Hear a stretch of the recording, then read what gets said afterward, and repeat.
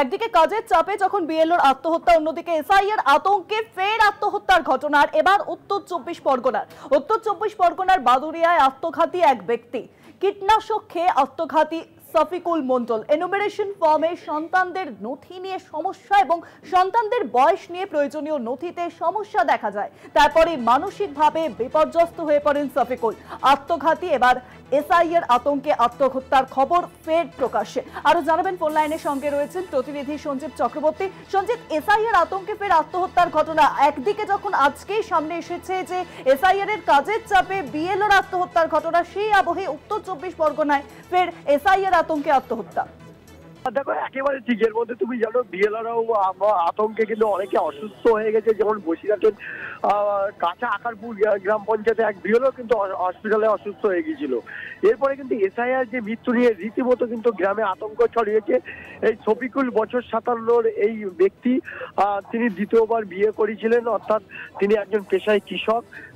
বিয়ে করার পরে তার যে সন্তান আছে তাদের বয়সের সঙ্গে ম্যাচিং হচ্ছিল, অর্থাৎ এসআইআর যে ফর্ম, যে নথি, সেই নথির সঙ্গে তাদের ম্যাপিং না হওয়ার পরে তিনি বেশ কদিন ধরে, গত 15 দিন ধরে তিনি আতঙ্কে হতাশাগ্রস্ত হয়েছিল।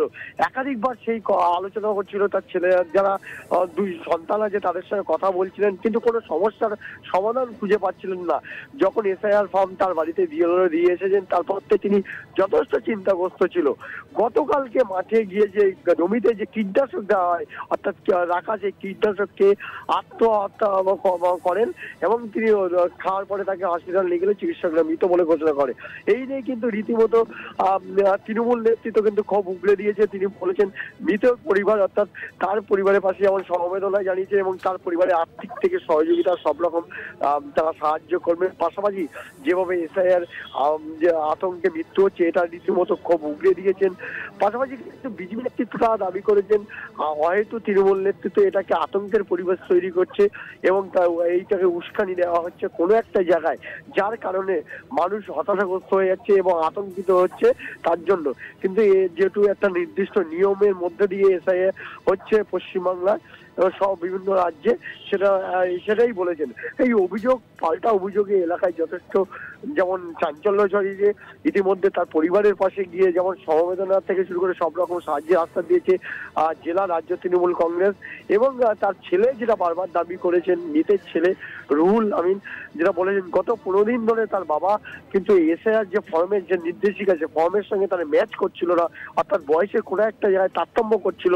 নথিপত্র উপযুক্ত থাকলেও কিন্তু সেটার সঙ্গে কোনো একটা গরমিল পাওয়া গেছিল, যার জন্য তারা আতঙ্কিত ছিল এবং হতাশাগ্রস্ত ছিল, রাতে ঘুমাচ্ছিল না। বারবার এইটা নিয়ে পরিবারের সঙ্গে তার কথা হচ্ছিল, কিন্তু কোনো একটা জায়গায় সমাধান সূত্র মেলছিল না, যার কারণেই তিনি কীটনাশককে আত্মহত্যা করেছেন।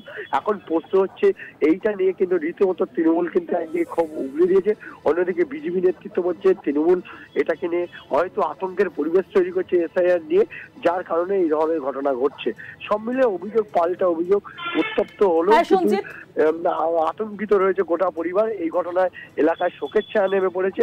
পরবর্তী বিষয়গুলোতে রাজ্যের তৃণমূল কংগ্রেস তাদের পাশে থাকার আশ্বাস দিয়েছে।